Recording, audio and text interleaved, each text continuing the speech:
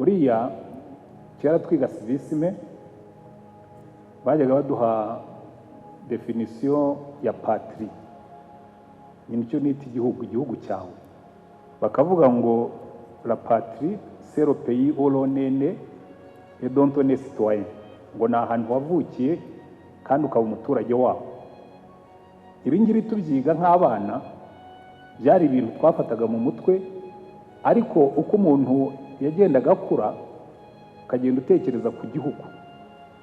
Hari igihe umuntu ari urubyiruko yabuze scholarship cyangwa yari urubyiruko yabuze akazi ahinduka umunegativiste, akavuga ngo jewe ngo nabuze akazi muri uru Rwanda ngo ntacyo rumariye. Ariko hari isomo rimwe nize, gukurira mu gihugu kinyanga ariko ndi umuntu utekereza.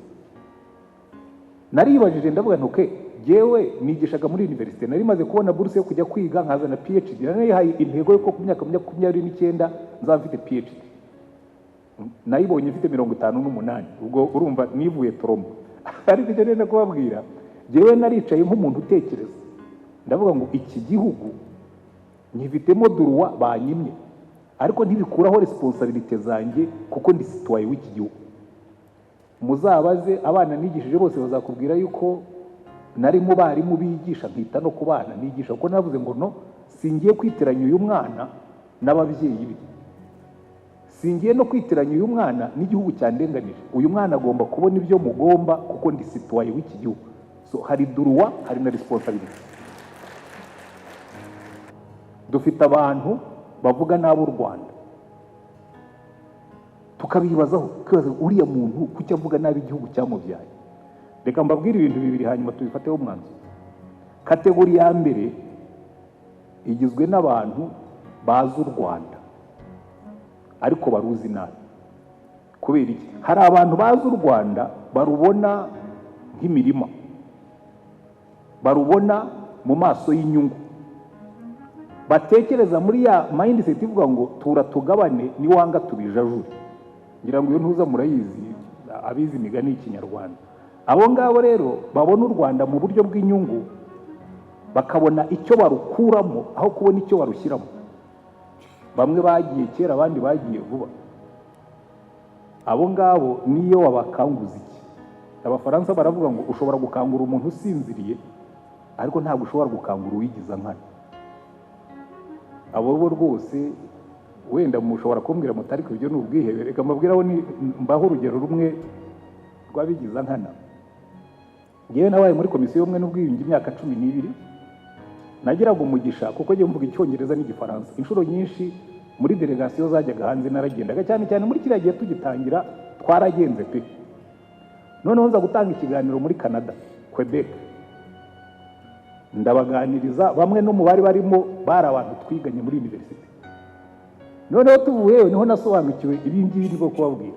Umwe arambwira mbere Gantwane, uwo ni umuntu twiganye, burya abanyarwanda ikiza cyabo iyo bavuye muri izo mpaka mukajya ku ruhande murongera mukaba abanyarwanda mukivugira ikinyarwanda. Arambwira ati Gantwane, ati buri katerega mubwira ikintu kimwe, ati buriya ntabwo tuyobewe ibyo murimo gukora, nta nubwo tuyobewe ko igihugu kirimo kugenda neza, ariko ntituzigera tubakunda, nta nubwo tuzigera tubavuga neza, ati kuko kubavuga nabi biduhesha uburenganzira bwo kuba hano. Uwo rero niwe nita uwigiza nkana. U Rwanda araruzi, yarubayemo, azi uko rumeze, uwarigiza nkana. Mu mateka yaranze igihugu cyacu, abanyarwanda bavukiye mu gihugu kibanga kitabaho uburenganzira, ndetse binatugeza kuri Genocide yakorewe Abatutsi mu 1994. Nagira ngo duhe akanya Didasienne nk'umwe mu bakorewe Genocide yakorewe Abatutsi ukanayirokoka, batubwira muri make urugendo rw'amateka yawe muri Genocide, ibikomere yagusigiye n'uburyo wabashije kubyitwaramo. Njye nari mutoya cyane, amahirwe nagize nuko iyo minsi yose uko ari ijana nayigendanyemo na mukuru wanjye, ari nawe wagize uruhare mu kuba njye nicaye aha ngaha, kuko ntabwo yigeze ansigara ngendanye. Ni byinshi ko njye nta byinshi nibukaga, burya uri umwana wibuka ibintu biremereye gusa, ntabwo ushobora kugira chronology y'ibintu byose uko byagenze. Nyuma nibwo nabashije kuganira nawe, bituma mbasha kubona inzira yose nkurikije ibyo ngiye nibukaga, nawe ibyo yabashe kunganiriza igihe yabishoboreye, kuko twaganiriye bwa mbere ejo bundi muri 2019. Ngiye mvuka ahantu hahoze ari muri komine ya Musange muri sous-préfecture ya Kaduha, mu cyahoze ari Gikongoro. Nkaba mvuka mu muryango, navukaga mu muryango w'abana 10, ariko jenoside yabaye turi 9 kuko hari umwe wapfuye ntazi yari mu bakuru. Muri abo 9 rero bari basigaye, twarokotse turi 4, ari 3 ba mbere, nanjye ubwo wari uwa 9. Umusaza wanjye mukuru w'imfura we yarokotse kuko yigaga muri Grand Seminaire, niho yarokokeye. Uwamukurikiraga we bucya baza kutwica yarigendeye, arahunga ajyana n'abandi bantu, aza kugera Isave, heureusement ahura n'inkotanyi, ajya mu nkotanyi, ariko yaje kwitaba Imana muri 2017. Ubwo rero bari basigaye twaraho kuri komine ya Musange. Umunsi baza kwica twari benshi, hari abantu bagera, mukuru wanjye mbwira ko bagera ku 25,000, ariko twahavuye turi bake, twaharokokeye turi bake cyane. Umunsi baza kutwica mukuru wanjye ari kumwe na papa, ngo papa afite ubwoba cyane, aramubwira ati noneho uyu munsi ntaho duhungira, baratwica. Akibimubwira bahita bamurasa bari kumwe, yitura hasi. Gira amata rero aza yiruka aje kuramama ko twari benshi, ajyanga namufashe tugende. Ahita ahura n'undi mukuru wanjye Verena, aramubwira ati Verena tugende. Verena ati guma aha ngaha dusenge ntacyo tuba. Bakibivugana na mushiki we babatera grenade, ngo Verena arapfa. Gira amata arakomereka, yaje afite amaraso ahantu hose mu kirenge no mu mugongo. Araza abwira mama ati papa arapfuye na Verena. Turiruka tujya mu gihuru. Aho hepfo yo munsi y'umuhanda niho nyuma baje batera indi grenade, ica murumuna wanjye, ica no kuguru nakurikiraga.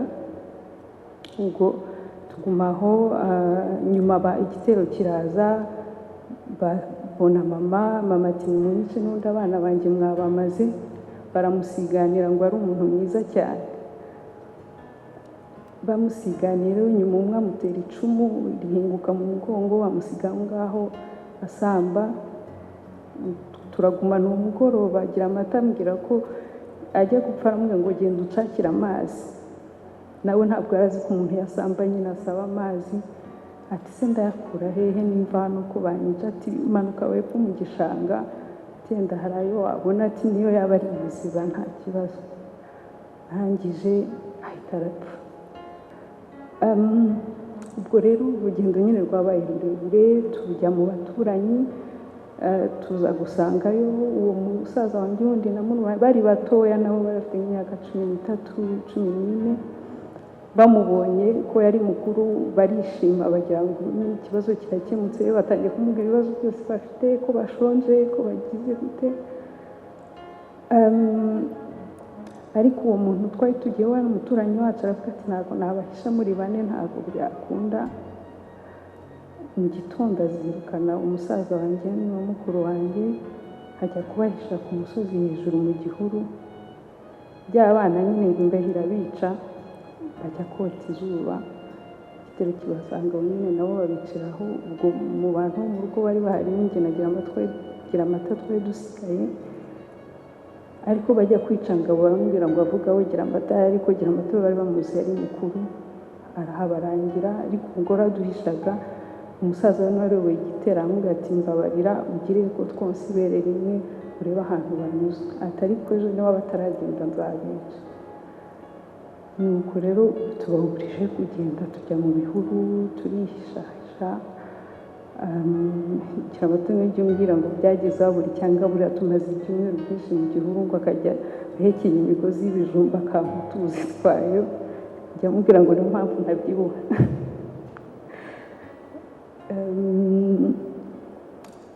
Nyuma rero aza gufata icyemezo cyo kujya mu Cyanika ku Gikongoro, kuko yari yariseyo. Ariko abanza guca ahantu ku mukecuru umuhungu yari inshuti ya musaza wanjye. Umukecuru aramubwira ati rero umwana numuta muzapfa mwembi, ati ariko numugumana muzarokoka. ubwo dufata urugendo nyine tuva i Musange tujya mu Cyanika, ari nijoro dukwepa bariyeri, habaga hari amabariyeri menshi. Yari yarambwiye rero, niba bimbwiye ejo bundi ambwira ati ikintu cya mbere nakubwiye duhaguruka dusize ba mama, nakubwiye ngo nijya niruka ujye wiruka kandi ntukavuge. Icyo gihe cyose ngo ntabwo nta kintu nari bwavuge. Tugeze mu nzira ndamubwira ariko ndananiwe, ikomereze unsige hano. Rero kandi wumva yari afite amagrenade, arangije arantwika ngo ateye intambwe 3 ageze imbere ati nturuhutse se? Ndamubwira ngo yego. Ngo turakomeza tujya mu Cyanika, hari amabariyeri duhingukira iwabo umukobwa biganaga. Sara tubona ngo hari mu gitondo, aravuga ati dore inyenzi, ati muze mbajyane kuri bariyeri babice. Umukobwa we ahita asohoka aramubwira ati papa bazane mbakujyanire. Abwira Nyamata ati ntukebuke tugende. Atujyana kwa supurefe, naho habaga umukobwa biganye. Umukobwa rero ategereza se ngo yari afite n'abasirikare benshi, aramwinginga ati rwose aba bana n'ibica ndamuzi n'iki. Aravuga ati mubajyane kuri suprefecture. Tubayo naho igihe nyine dutegereje ko batwica. Nyuma icyo gihe cyo numva nkibuka, baza kutwica baradutwara, batujyana ahari icyobo yari tuwarete, barapfundura batujugunyamo turi bazima. Harimo imyanda nyine n'imirambo, twari twicaye ku mirambo. Barangije barapfundikira, ntihabonaga. Njye nibuka ko nagize ngo twapfuye, ntabwo nari nzi uko abantu bapfa, nyine byari ukubibona gutyo ngira ngo twapfuye. Barapfundikira, ariko harimo umugabo twaga Mfunganye. Nta nubwo izina ryo ndaryibuka, mu bintu bike nibuka izina rye. Mfunganye yarabuze nyine, twarahindukiraga ati muranoneka, inyo zaramuriye. We ngo yavuye i Bugesera ahunze, agezeyo babamutama aho ngaho. Nuko rero abwira Nyamata ati mwabana mwese murapfa ubwo mpfuye kuko, ati gerageza wurire. Agerageza kurira, kumwe bari utwobo bacukuye bakora tuwarete. Nawe avuga ko atazi uko byagenze, nyine nuko n'umuntu usenga cyane avuga ko ari Imana yabikoze. Bahati navuye mu Rwanda mfite imyaka 8, njyana n'ababyeyi banjye, birumvikana tujya mu gihugu cya Kongo mu buhungiro. Ndihuta cyane, tuba mu makambi, hariya inkambi ya Kibumba ndetse n'iya Kayindo. Igihe kiza kuba cyo gucyura impunzi, abari babishoboye baratashye, ariko twe tukabafata nk'abasazi. Ahubwo twebwe biba ngombwa ko dukomeza twerekeza mu mashyamba hirya za Masisi. Twagezeyo, hatangira ibikorwa byo gutekereza kugaruka mu Rwanda kuri bakuru bacu ndetse n'ababyeyi bacu bari bafite imbaraga. Birumvikana ko icyo gihe twari tukiri abana batoya cyane, ariko impamvu nyamukuru kuko twari mu buhungiro, iyo twageragezaga kubaza impamvu turi aho ngaho, igisubizo nta kindi kwari kutwereka ko ari impamvu zaturutse ku Mututsi waje atwaka igihugu cyacu, ndetse akitwirukanamo nyuma y'uko amaze kwica ngo umubyeyi wari umubyeyi w'igihugu. Nuko ariko nanone ibyo ntibyari bihagije gusa, hagiye habaho ibintu bikomeye cyane byo kutwereka impamvu z'uko Umututsi ari mubi, ndetse atari umuntu twakagombye kuba tubana nawe. Ibyo birubakwa cyane, ngira ngo wenda ntabitinzemo. Ndihuta, hari igihe higeze kuza icyorezo cy'indwara bita gapfura, sinzi niba abantu muyizi. Ahantu twari za Masisi yo hepfo, za Mangiri, za Kibuwa, Gapfura yishe abantu benshi cyane. Icyahindutse bahise babihindura ngo ni indobo 24 z'uburozi abatutsi bohereje kugira ngo zirimbure abahutu. Nyuma y'igihe gitoya cyakora byari indobo z'uburozi zihinduka Gapfura. Ni byinshi cyane twigishwaga bigamije kudukongeza ubumara kugira ngo tubashe gusobanukirwa n'impamvu yo kurwana. Ngira ngo mu gihe cyo gucengera mu ntambara y'abacengezi bigitangira, twagezeyo hari mukuru wanjye ari umusirikare, yakundaga kenshi gufata abasirikare akagenda batoragura hirya no hino, bagiye bashwiragira mu mihana hirya no hino, akabagarura mu gihugu. Ansezera yarambwiye ati ndagiye, tugiye kubohora igihugu, ubwo tuzagaruka kubafata, wowe ubwo muheruka icyo gihe. Ariko ubwo bishingiye kuri ubwo bukana ubumara bagendaga baducagingamo, byakomeje kuba binini cyane. Dukomeza muri ubwo buzima, nuko nguko nisanze hakurya mu buhungiro. Amateka ku babyeyi banjye mu gihe cya Jenoside, papa Emmanuel ni umwe mu bagize uruhare rwo guhekura u Rwanda, kuko yagiye aboneka mu bitero byinshi bitandukanye muri Gashora. Navutse 1996, mvukira muri Kongo aho bita Ibukavu.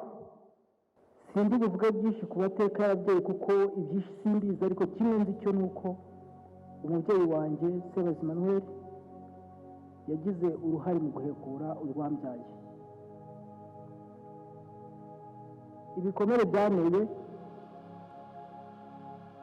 nyuma y'uko bahungiye muri Kongo, baje kumbyarirayo, ariko duhungutse papa arafatwa arafungwa.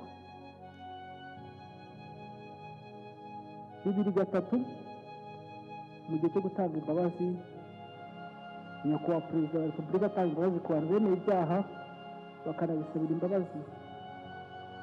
Papa yabaye umwe mu batashye, araza. Nari nzi ko tugiye kubana neza kuko icyo gihe ndi kubana na mama, ariko bidatinze 2006 mama yaje kuva mu buzima arozwe na bamwe mu muryango wo kwa papa, bamushinja ko yashinjije data. Hari amakuru yamutanzeho ndetse n'abakuru ba papa ndetse na sogokuru. Muri ubwo buzima butoroshye,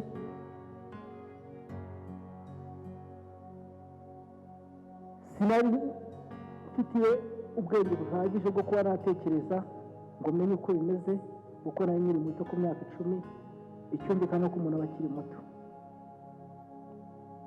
Gusa bidatinze mama mbere y'uko apfa yanjyanye mu cyumba, kuko ari nari ndi hafi, abandi bana batari bahari. Ijambo nibuka yambwiye rikomeye, yarambwiye ngo uzabe intwari, ntuzabe ikigwari nka so ukubyara, uzakunda abanyarwanda nta n'umwe urobanuye.